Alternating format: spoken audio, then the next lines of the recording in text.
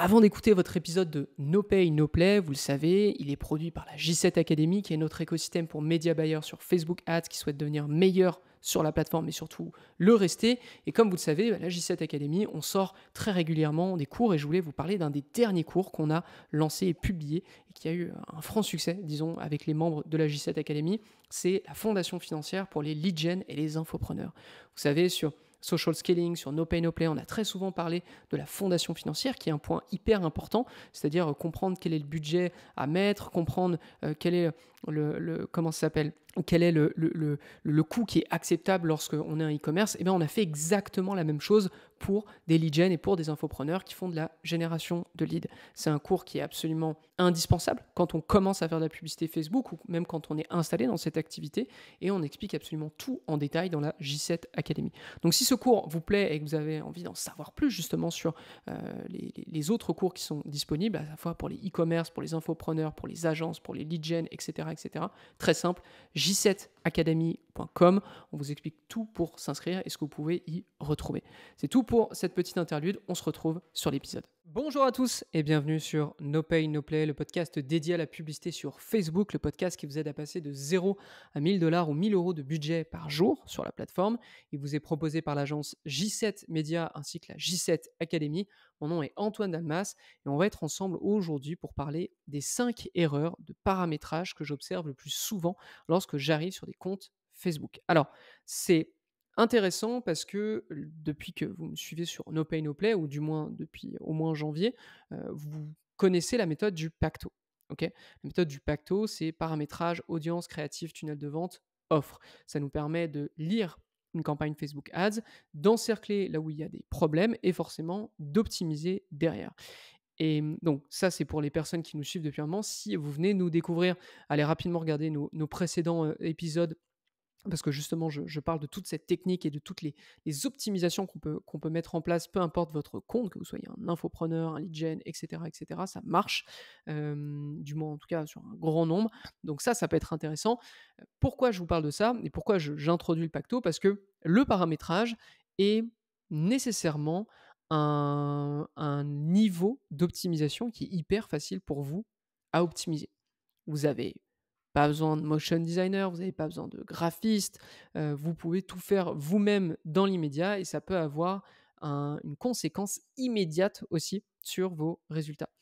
Donc l'épisode du jour, je vais revenir sur les 5 erreurs que je rencontre le plus souvent lorsque je fais notamment des audits ou des diagnostics. Il faut savoir qu'avant qu'un annonceur rentre chez J7 Media, très souvent, on va aller regarder un peu son compte Facebook Ads juste pour prendre un peu la température et voir ce qui fonctionne de ce qui ne fonctionne pas. Et c'est pour cette raison, parce que j'en ai fait, je pense quasiment des centaines depuis le temps que je travaille chez J7 Media, j'en ai fait des centaines et je retrouve très souvent les mêmes erreurs. Et du coup, je vous en ai fait une petite liste de 1 à 5, sachant qu'on va commencer avec l'erreur qui revient le moins souvent à l'erreur que je retrouve absolument constamment sur tous les comptes que je vais diagnostiquer ou auditer de manière générale. Donc, on va commencer avec la toute première erreur, à savoir l'API de conversion n'est pas installée. Ok, donc ça, c'est assez intéressant. Évidemment, ça concerne de moins en moins de gens parce que Shopify a comment ça s'appelle, une intégration native, d'autres CMS ont une intégration native, mais quand même, par exemple, tous les comptes un peu lead gen, tous les comptes un peu infopreneurs sont touchés par ce genre de problème parce qu'ils n'ont pas cette possibilité d'intégrer l'API de conversion nativement. Pour les personnes qui démarquent vraiment, je vais faire juste un petit récap. L'API de conversion, c'est la meilleure méthode pour traquer vos conversions, donc un achat, un lead, etc., en dehors de Facebook. Donc vous envoyez, vous optimisez votre campagne sur achat. Si vous reposez uniquement sur le pixel Facebook Ads, imaginons qu'au lieu de remonter peut-être une centaine de conversions achat, ce que vous avez réellement généré, eh bien Meta va vous dire j'en compte que 70, ce qui est évidemment beaucoup plus faible. Ça peut avoir un problème parce que si vous avez un tracking qui est faible, vous avez une attribution qui est impactée. L'attribution, c'est juste le fait que Meta dise cet achat provient de cette publicité. Et forcément, si vous avez moins de conversions qui sont attribuées à vos campagnes, ça veut dire que le restant qui vous est attribué vous coûte plus cher en théorie. Et surtout, vous générez moins de conversions. Donc, vous êtes plus susceptible de tomber dans la phase d'apprentissage limitée. Et là, ça veut dire que vous êtes dans la zone grise, un peu la pire zone avec Facebook Ads, parce que Meta arrive juste pas à sortir assez de volume pour optimiser au mieux et vous donner les meilleurs coûts. Donc, c'est vraiment un problème qui peut être un problème de fond, qui peut être réglé assez facilement. Simplement ajouter votre Conversion API, l'API de conversion, qui est à ce jour la meilleure méthode pour traquer justement vos conversions. Si vous avez envie d'en savoir un petit peu plus là-dessus, j'ai fait des épisodes sur l'API de conversion.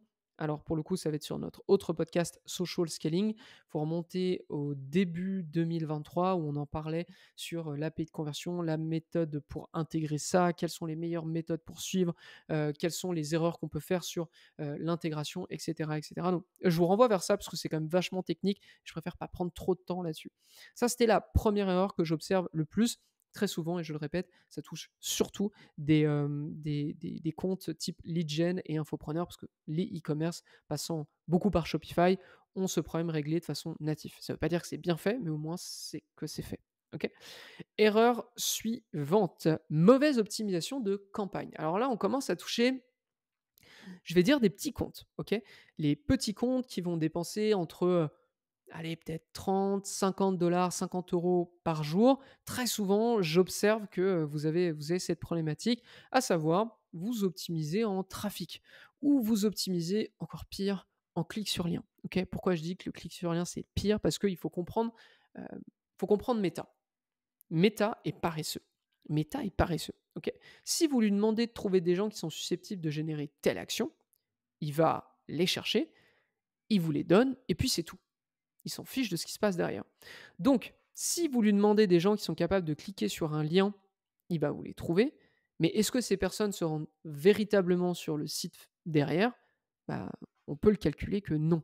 Okay, vous pouvez avoir une perte qui peut être très importante. Et j'ai vu un bon nombre d'annonceurs qui pensaient avoir du trafic pour quelques centimes, qui au final, quand on va regarder les vues de page, les vues de page, elles coûtent 1 ou 2 dollars et ça n'a rien à voir. Ok, donc le clic sur lien, c'est le mal. Ok, arrêtez avec ce genre d'objectif, ça ne sert absolument à rien. Comment ça se matérialise aussi ce genre de problème? Très simple, hein, vous êtes un e-commerce et vous êtes en trafic. Vous voulez générer des leads et vous êtes en trafic. Vous avez pas beaucoup de budget et vous êtes en train de faire de la vue de vidéo. Ok, alors que vous êtes un e-commerce. Vous comprenez un peu l'idée, c'est le simple fait que votre budget ne soit pas attribué à un objectif qui réponde à votre business immédiatement. Donc, c'est simple, hein, la solution est très très simple. En fait, arrêtez avec ce genre de campagne. Si vous êtes un e-commerce, vous faites des campagnes en conversion achat. Si vous faites je lis un petit peu mes notes, mais si vous faites si vous générez des leads, soyez tout le temps en lead. Ok, arrêtez de faire du trafic, de la vue de vidéo ou je ne sais quoi, ça n'a absolument aucun sens. Ok, et pourquoi je vous dis ça aussi? Parce que de ma propre expérience, de ce qu'on a pu voir avec nos propres tests chez J7 Media et qu'on enseigne d'ailleurs dans la J7 Academy, qui est notre écosystème pour média buyers sur Facebook Ads. Ce que j'observe, c'est que l'objectif que vous utilisez en Facebook Ads va qualifier l'audience que vous obtenez. C'est-à-dire que si je demande à Meta de trouver des acheteurs, il va me trouver des acheteurs. Si je lui demande de trouver des gens qui génèrent des add to cart, donc des ajouts au panier ou des paiements initiés, il va me trouver ces gens-là. Mais encore une fois, il ne va pas chercher plus loin. C'est-à-dire que ces personnes peuvent venir générer cette action, mais si c'est juste un add to cart, elles vont le faire, elles vont se barrer. Il faut juste comprendre ça.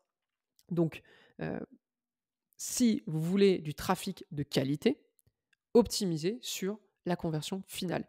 Et là, je parle aussi à toutes les personnes qui font de la génération de leads.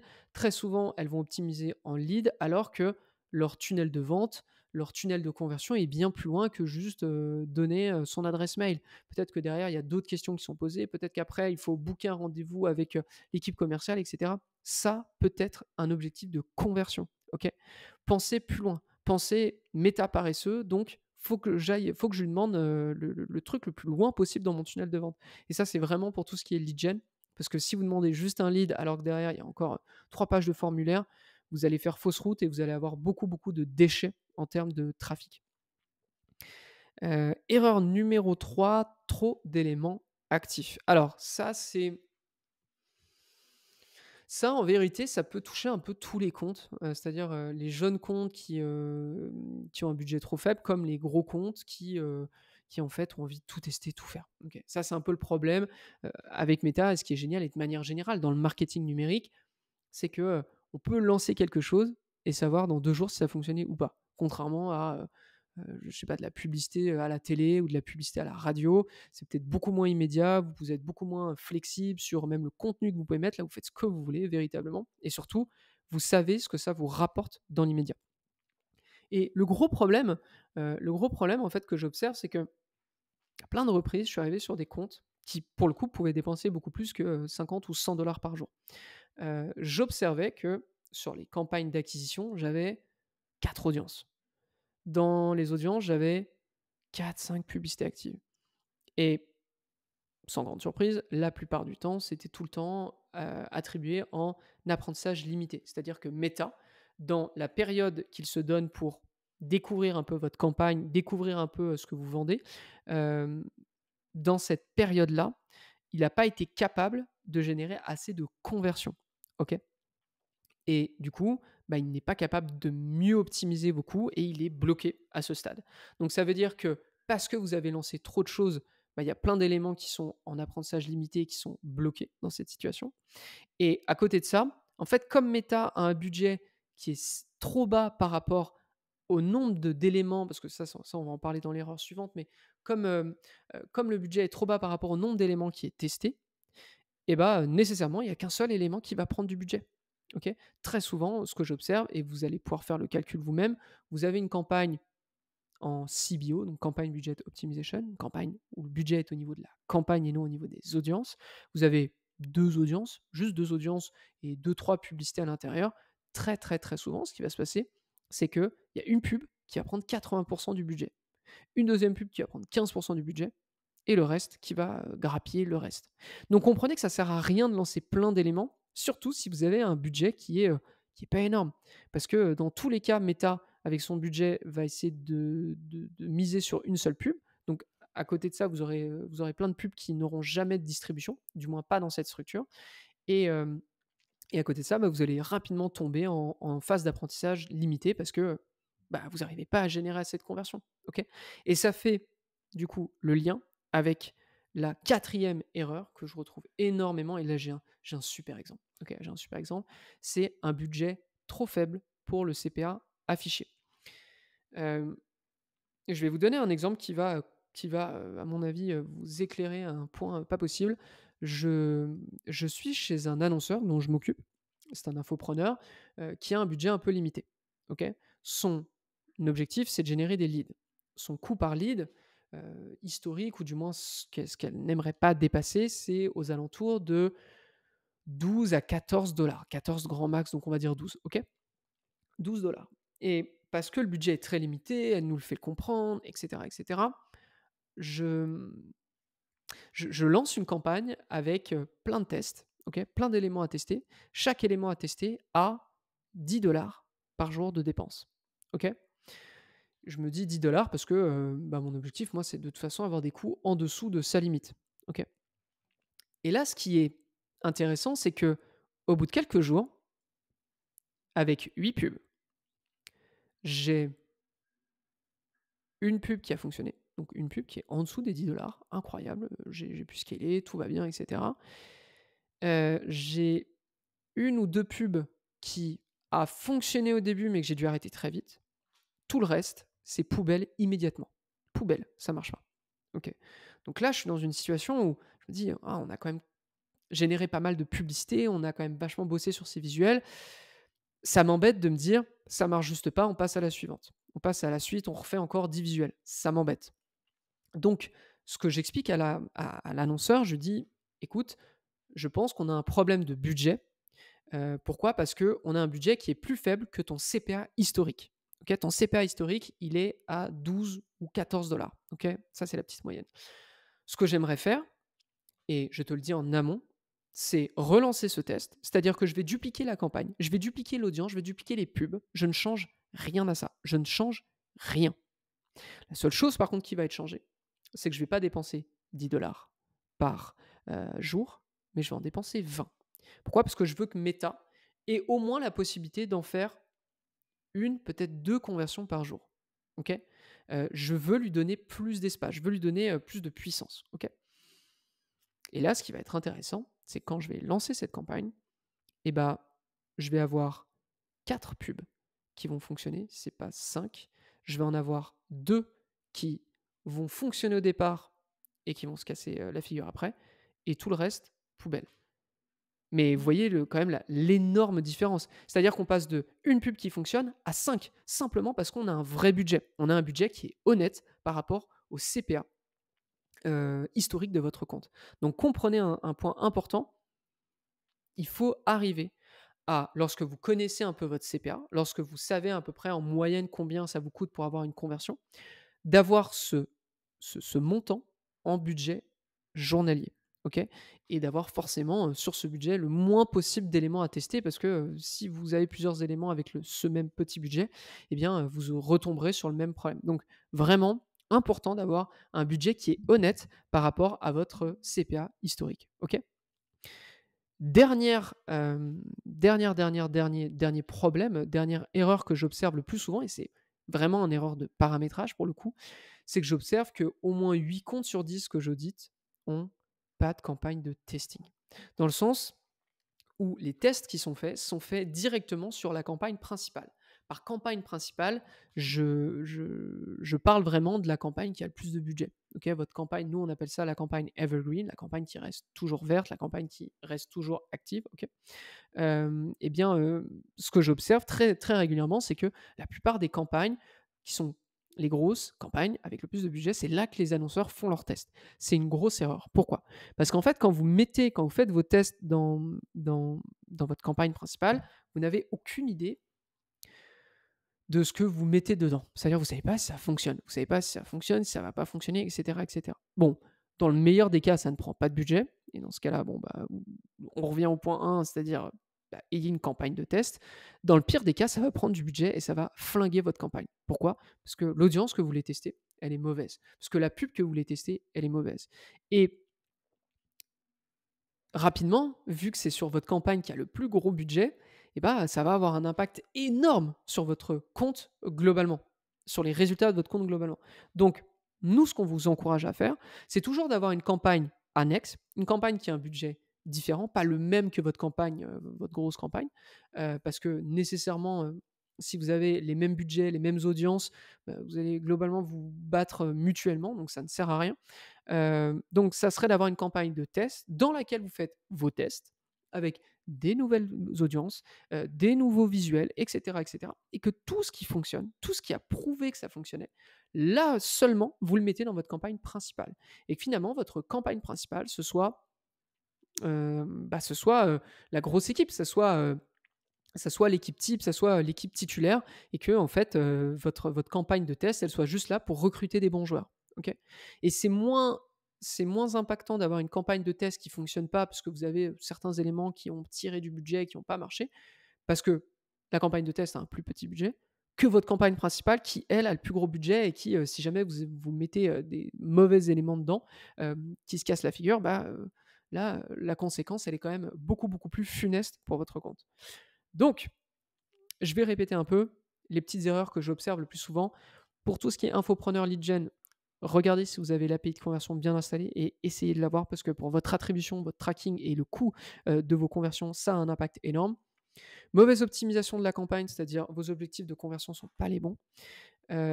Trop d'éléments actifs. Donc là, encore une fois, c'est un peu le problème de je veux tout tester, je veux tout voir, je ne suis pas capable de faire le tri dans toutes mes idées, donc je vais tout lancer puis on verra. Mauvaise idée. Budget trop faible pour le CPA affiché. Donc, à nouveau, ayez un budget honnête par rapport à ce que vous êtes capable de générer. Et pour terminer, aucun test en cours, aucune campagne de test en cours. Si cet épisode vous a plu, moi, je vous encourage vivement à venir nous rejoindre sur la J7 Academy. Pourquoi? Parce que c'est notre écosystème où on parle aux médias buyers pour faire en sorte qu'ils deviennent meilleurs et qu'ils le restent sur Facebook Ads.